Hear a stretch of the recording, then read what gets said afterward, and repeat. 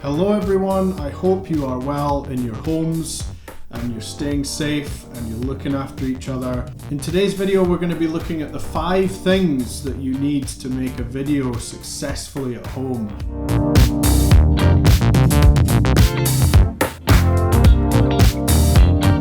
A camera, a tripod, lighting, audio, editing software.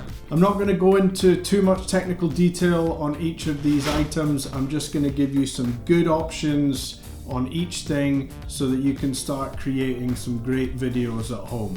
Okay, item number 1, a camera. Now, of course, everybody's got a smartphone these days, and smartphones take great video footage for the most part. iPhone X's and OnePlus 7T Pros and Huawei, whatever, they all shoot great video, great photos, but we're not going to be looking at smartphones. It is somewhere that you could start. If that's all you've got a good smartphone that takes good video, by all means start with that. But what we are going to look at is we're going to look at some great camera options at a wide range of prices that will be great for shooting video at home. What's cool about living in 2020 is that we have gone through a huge evolution of digital cameras, and we've gone through all the shite that you could possibly want in digital cameras. They've ironed out so many creases. So basically, any digital camera you get, sticking with the top sort of main manufacturers, you're going to get something that shoots really good video these days. So recommendation number 1 is the Canon PowerShot G7X3. It's 569 quid, pounds that is, so look it up in your equivalent currency. It's a point and shoot. It doesn't have interchangeable lenses, but it does have a 24 to 100 millimeter lens. So you're going to have a really amazing option of a wide angle and something tight in. It's got 20.1 megapixels. It shoots 4K at 120 frames per second. It also has a 3.5 millimeter microphone input, and that is really cool and crucial if you want to plug in a mic into the camera. A cool feature about this for doing videos at home, obviously you're shooting them yourself, it's got a tilt-up screen so you can actually see what's going on from your perspective and from the perspective of the viewer of the video. It's a really small camera this, it's a point and shoot. As I say, it doesn't have interchangeable lenses, but this is going to be such a lovely solution at a sort of entry-level price to getting a good camera. Next up is the Panasonic Lumix DMC G90. It's 900 quid. It's got a 12 to 60 millimeter lens at that price, but this is an interchangeable lens camera, so you will be able to buy additional lenses. And so when you're moving into this territory, we're stepping up into a professional grade. It comes in at 20.3 megapixels. It shoots 4K HD at 120 frames per second. It's got audio inputs and headphone inputs. It's got a rotating screen, and this is a wonderful camera for shooting videos at home, photography, and shooting professional videos as well. It's my baby, I love it. It's the Fuji X-T3.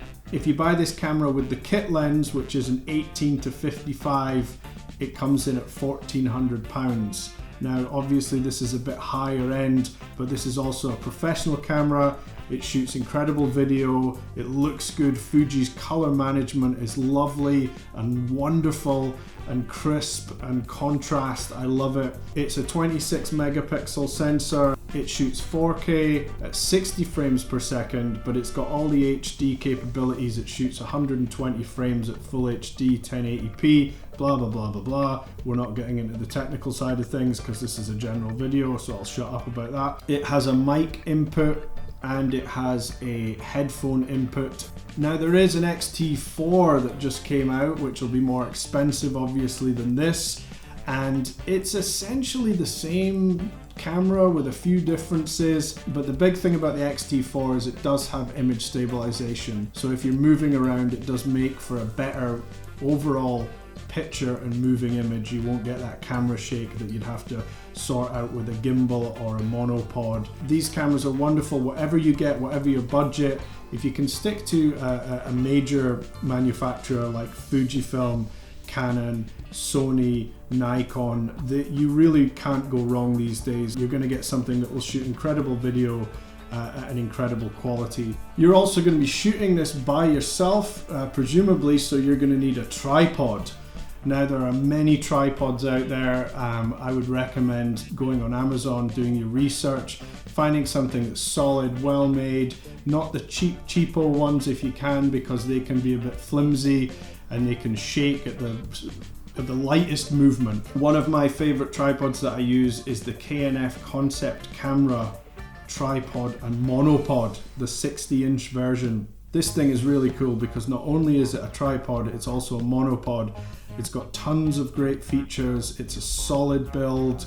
It's got every angle you could possibly want. It's smooth, and it's also got a boom arm that comes out and is adjustable so that you can really get to any angle and have solid stabilization.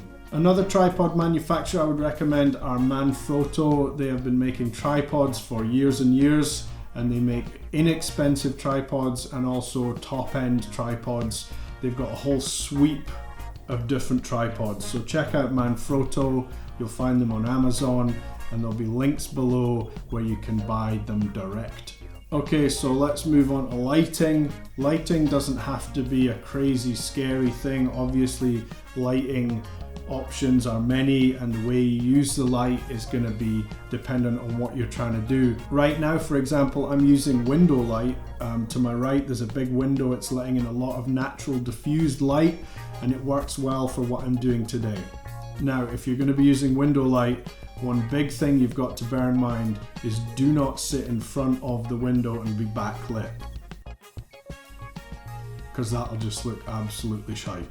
If you're going to use window light, use the light coming from the window onto your face, onto your subject, whatever it is that you're shooting, and use that beautiful window light to light and illuminate your subject or yourself. You can also use a light reflector, so say you've got light coming on one side of you, but you want to reflect and use the light coming through the window to reflect onto the other side of you. These are wonderful things, and they're really cheap off Amazon. If you don't have enough window light or you want to use artificial light, a great option is to just get some LED panels, and there's loads of different options on Amazon and online you can find.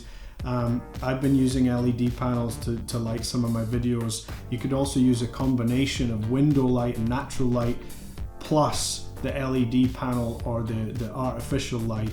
And if you've got some lamps lying around your house, experiment with them, but watch out for the color temperature. You don't want to get something that's super cold, and you don't want to get something that's super warm light. You want to find something that's balanced and in between.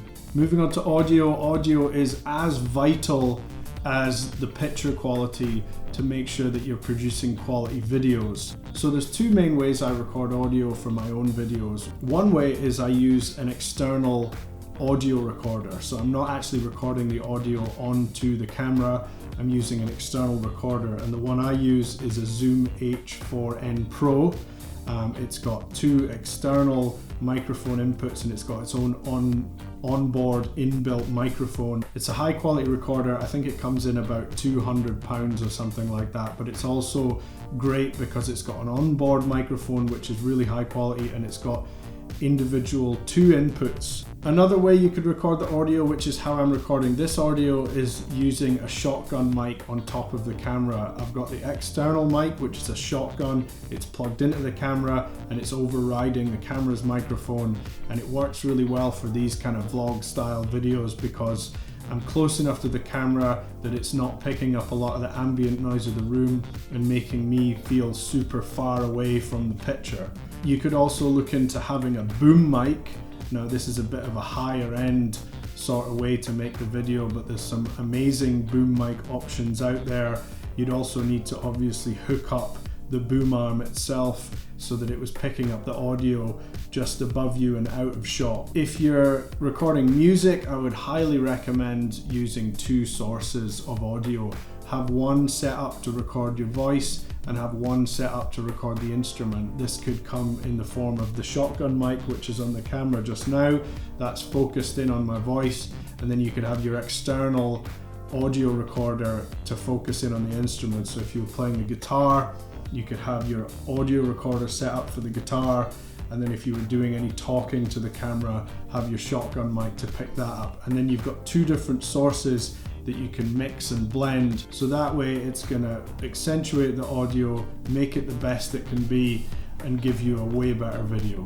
Now, once you've recorded your video, you're gonna need editing software. There's a number of different programs you could use. I suppose the first one that you would think of if you're using a Mac, for example, would be iMovie. That's a solid choice if you've never edited video before. It's kind of like a nice, easy way to get into it, to understand how everything works, from the importing to the timeline and the editing of the video, and to the exporting and maybe a little coloring as well.